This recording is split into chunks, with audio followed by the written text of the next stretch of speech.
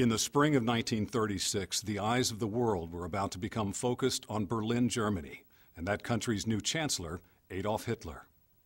As the torch was passed through German towns on its way to the Olympic Stadium, German technicians were readying a very specific display for the opening ceremonies.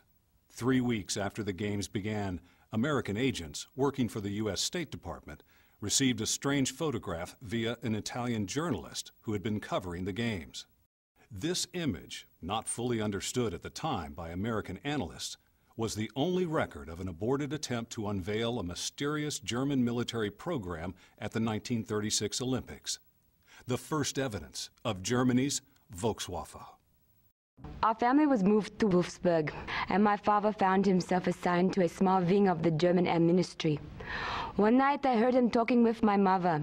Very plainly he said, "We are working on something very unique, which could be fantastic for everyone, but I have a feeling that Hitler has something very destructive planned for it." It wasn't until years later, when I read his journals after his death, that I realized he was talking about the secret VolksWaffen.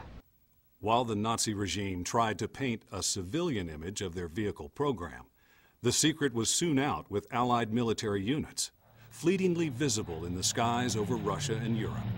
We first saw it, we didn't know what they were. You know, they could have been tractors or Model Ts. We had no idea what this was going on, and I had the feeling they didn't know how to fly the things, and that gave me a feeling that maybe there wasn't any way in hell to fly them to begin with. The darn things are falling out of the sky, tail end first, if you can call it a tail, if you could call it an airplane. What was the VolksWaffen? How was the vision of Ferdinand Porsche to build a car that everyone could afford subverted to military use? Why is so little known?